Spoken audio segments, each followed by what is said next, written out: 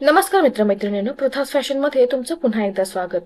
तर आज आपण शिकणार आहोत खूपच डिमांड मध्ये असलेलं फोरटक्स योगपट्टी ब्लाउज। हे जे कटिंग आहे ते परफेक्ट कटिंग कसं करायचं ते पाहणार आहोत। शिवाय अनेकांना फोरटक्स घेताना माप चुकतं, योगपट्टी व्यवस्थित बसत नाही किंवा फिटिंग मध्ये प्रॉब्लेम येतो। पण आजच्या व्हिडिओमध्ये मी तुम्हाला सर्व साईजसाठी अगदी सोप्या पद्धतीने step by step perfect cutting करून दाखवणार आहे। त्यामुळे हा व्हिडिओ शेवटपर्यंत नक्की बघा। जर तुम्ही नवीन असाल तर चॅनलला सबस्क्राइब करा आणि बेल आयकॉन दाबा, कारण अशाच मोफत आरी वर्क आणि ब्लाउज कटिंगच्या क्लासेस मी नियमित घेऊन येत आहे। तर आता बॅक पार्ट पासून आपण सुरुवात करूयात। कापडावर घडी घालून बंद बाजूकडून मी माप टाकत आहे। तर 16 इंचावर मी एक पॉइंट दिलेला आहे। 15 इंच माझी पूर्ण उंची आहे। 1 इंच मार्जिन घेऊन मी 16 इंचावर मार्किंग केलेलं आहे। आता हा बोटनेक गळा आहे म्हणून 7 इंचावर इथे मी जो शोल्डर आहे तो घेतलेला आहे। आता आर्महोल साठी 7.5 इंचावर मार्किंग केलेलं आहे आणि यानंतर हे जे पॉइंट्स आहेत ते आपल्याला जोडून घ्यायचे आहेत।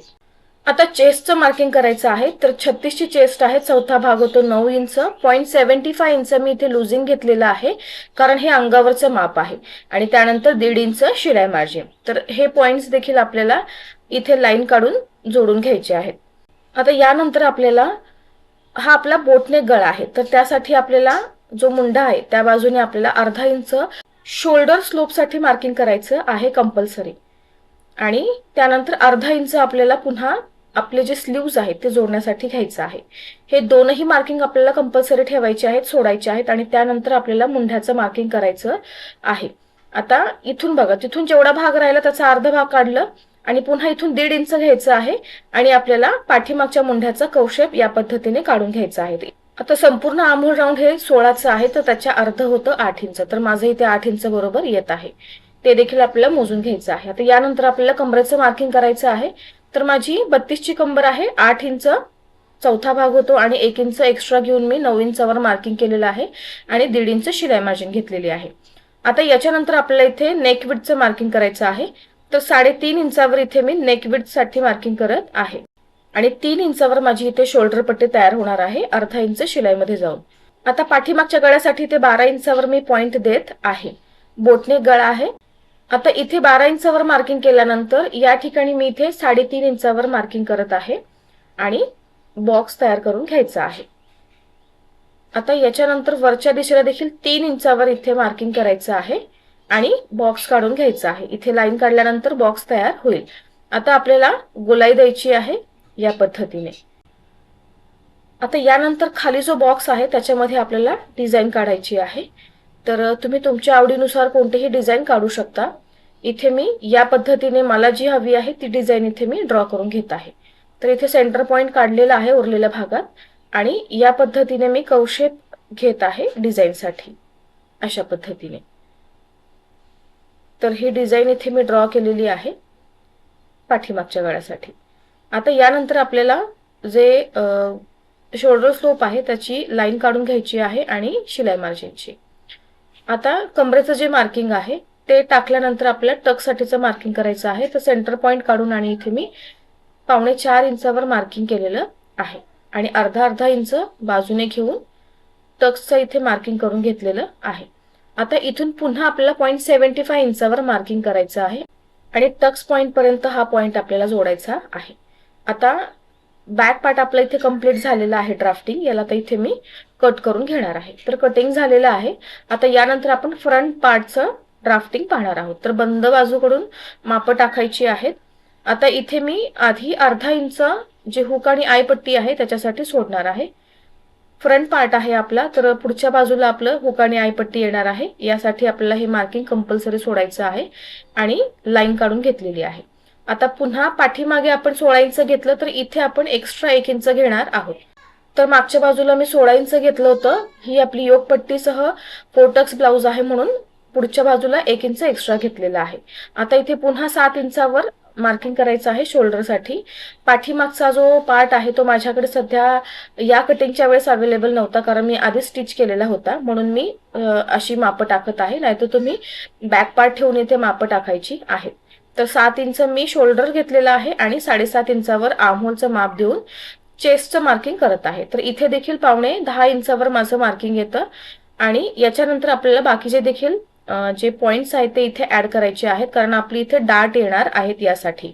तर आता आधी आपण इथे अर्धा इंच सोडायचं आहे शोल्डर स्लोपसाठी आणि अर्धा इंच आपल्याला स्लीव जोडण्यासाठी सोडायचं आहे. तर इथे देखील 3.5 इंचावर मी जे नेक विड्थचं मार्किंग घेतलेलं आहे आणि 7 इंच माझा पुढचा गळा आहे. तर बॉक्स तयार करायचा आहे आणि तुमच्या आवडीच्या गळ्याचा शेप इथे ड्रॉ करून घ्यायचा आहे. आता हा आपला बोटनेकचा ब्लाऊज आहे, पण मी फ्रंट साईडला डीप नेक घेतलेलं आहे. पण तुम्ही व्यवस्थित जर मार्किंग केलं तर घातल्यानंतर हा अगदी व्यवस्थित परफेक्ट बसतो. आता इथे जे शोल्डर स्लोपचं मार्किंग आहे ते करून घ्यायचं आहे आणि शिलाई मार्जिनचं. आता याच्यानंतर आपल्याला जो फ्रंट पार्टचा आर्महोलचा कौशेप आहे तो द्यायचा आहे. या पद्धतीने टेप ठेवून सेंटर पॉइंट काढायचा आहे आणि आतल्या बाजूला आपल्याला अर्धा इंचावर मार्किंग करून या पद्धतीने कौशेप काढून घ्यायचा आहे.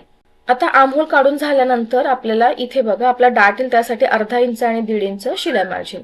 आता हे दोनही पॉइंट आपल्याला खाली जोडून घ्यायचे आहेत कमरेच्या पॉइंट पर्यंत. आता आपण इथे कमरेचं मार्किंग केलेलं नाहीये, ते पुढे बघूयात. तर इथे आपल्या योगपट्टीचं मार्किंग करायचं आहे. या बाजूला 3.5 इंच आणि इकडे आपण 3 इंचावर मार्किंग केलेलं आहे आणि इथून 2.5 इंचावर मार्किंग करायचं आहे, म्हणजे आपला डाट जो आहे तो व्यवस्थित येईल.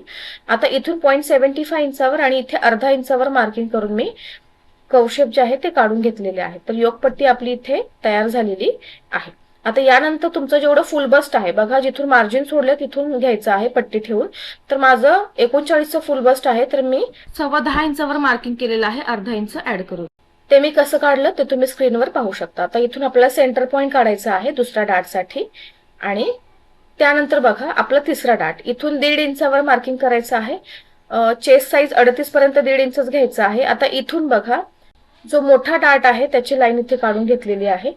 तर आपले हे 3 पॉइंट आपण घेतलेले आहेत. आता इथून तुम्ही 1.5 इंचावर मार्किंग करायचं आहे या डाटला जोडण्यासाठी. तर हे 38 चेस्ट पर्यंत करायचं आहे आणि इथून आपल्याला देखील 1.5 इंचावर मार्किंग करायचं आहे.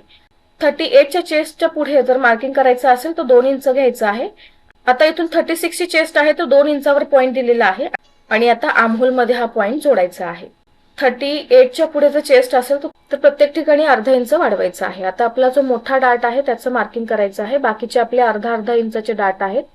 तर आता बघा या पद्धतीने टेप ठेवायचा आहे. 32ची माझी कंबर आहे, तर 32ची कंबरेनुसार 8 इंच मार्किंग होतं आणि उरलेला जो भाग आहे तो आपल्याला डाटसाठी घ्यायचा आहे. तर 2 इंच इथे येतं माझं. त्याचं सेंटर पॉइंट काढून आणि आपल्याला इथे जे पॉइंट आहे डाटसाठी, जो मोठा डाट आहे त्यासाठी इथे मार्किंग करायचं आहे. तर प्रत्येक चेस्ट साईज नुसार हे जे मार्किंग आहे ते वेगवेगळं असू शकतं, म्हणजे कमी जास्त असू शकतं. आता इथे आपल्याला 1.5 इंचावर मार्किंग करायचं आहे, कारण हा आपला अर्धा इंचाचा डाट आहे. हा देखील अर्धा इंच म्हणजे 1.5 इंचावर मार्किंग येईल. तर तीनही जे आहे ते आपले अर्ध्या इंचावर मार्किंग करायचं आहे. तर तुम्ही बघू शकता इथे आपला हा सर्कल शेप असा तयार झालेला आहे. तर या पद्धतीने आपले जे पॉइंट्स आहेत ते व्यवस्थित आले, मार्किंग व्यवस्थित असेल तर आपलं जे ड्राफ्टिंग आहे ते देखील परफेक्ट येतं. फक्त प्रत्येक साईज नुसार हे वेगवेगळं असेल याची काळजी घ्यायची आहे. आता फ्रंट पार्टचं देखील आपलं ड्राफ्टिंग झालेलं आहे आणि मी इथे हे कट करून घेत आहे. तर फ्रंट पार्टचं इथे आता आपलं कटिंग होत आहे. आता यानंतर आपण जे स्लीव्हचं ड्राफ्टिंग आहे ते देखील बघणार आहोत. व्हिडिओला लाईक, शेअर आणि सबस्क्राईब करायला मात्र विसरू नका. आता यानंतर बघा आपलं हे कटिंग झालेलं आहे फ्रंट पार्टचं. आता या साईडला देखील डाट आपले आले पाहिजेत, म्हणून अशा पद्धतीने फोल्ड घ्यायचा आहे आणि पुन्हा प्रेस करून तुम्ही बघू शकता डाट आलेले आहेत, त्यांना आपल्याला चॉकने ठळक करायचे आहेत. तर अशा पद्धतीने दुसऱ्या भागाला देखील आपले डाट तयार झालेले आहेत. मध्ये आपल्याला कट करायचं आहे आणि योगपट्टीला देखील दोन्ही भागात कट करून घ्यायचं आहे. आणि आपल्याला आणखीन अशा 2 योगपट्ट्या एक्स्ट्राच्या कट करून घ्यायच्या आहेत, कारण आपला अस्तरचा ब्लाऊज आहे. आता आपलं जे स्लीव्हचं ड्राफ्टिंग आहे ते आता आपण सुरू करूयात. आता इथे संपूर्ण जी लांबी आहे माझी स्लीव्हची ती 11 इंच आहे आणि 1 इंच एक्स्ट्रा मी ऍड केलेला आहे शिलाई मार्जिनसाठी. अस्तरचा ब्लाऊज आहे, यासाठी विदाऊट अस्तरसाठी तुम्हाला 1.5 ते 2 इंच मार्जिन घ्यायचं आहे. कॅफाईटचं मार्किंग इथे करायचं आहे, तर ते कसं टाकायचं मी स्क्रीनवर दिलेलंच आहे. तर माझं इथे 4.25 इंचावर मी मार्किंग केलेलं आहे आणि लाईन काढून घेतलेली आहे. आता त्याच लाईनवर तुम्ही बघू शकता मी टेप खाली कोपऱ्यावर ठेवून माझं आर्महोल जे आहे ते 8 इंच आहे तसं मार्किंग केलेलं आहे आणि शिलाई मार्जिन देऊन इथून 0.75 इंचावर मार्किंग करून मी कौशेप काढलेला आहे. हा आपला बॅक आर्महोलचा कौशेप आहे. आता यानंतर फ्रंट आर्महोलचा देखील कौशेप ड्रॉ करून घ्यायचा आहे. आता इथे जे स्लीव्ज राऊंड आहे आपलं, तर माझं जेवढं आहे तेवढं इथे मी टाकलेलं आहे, प्लस शिलाई मार्जिन आणि हे पॉइंटही आपल्याला इथे जोडून घ्यायचे आहेत. तर अशा पद्धतीने अगदी काही सेकंदात आपलं जे स्लीवचं ड्राफ्टिंग आहे ते इथे झालेलं आहे. तुम्हाला या व्यतिरिक्त देखील काही जर अडचणी असेल तर मला नक्की कमेंट करा. तर आपला इथे जो फ्रंट पार्ट आहे आणि बॅक पार्ट म्हणजे आपलं संपूर्ण फोर्टक्स ब्लाउजचं ड्राफ्टिंग आणि कटिंग इथे झालेलं आहे. प्लस मी जे मेन फॅब्रिक आहे त्यावर ठेवून हे कट देखील करून घेतलेलं आहे. तर पुढच्या व्हिडिओमध्ये आपण याचं संपूर्ण स्टिचिंग पाहणार आहोत. तर पुढचा व्हिडिओ अजिबात स्किप करू नका. भेटूया पुढच्या व्हिडिओमध्ये. तोपर्यंत धन्यवाद.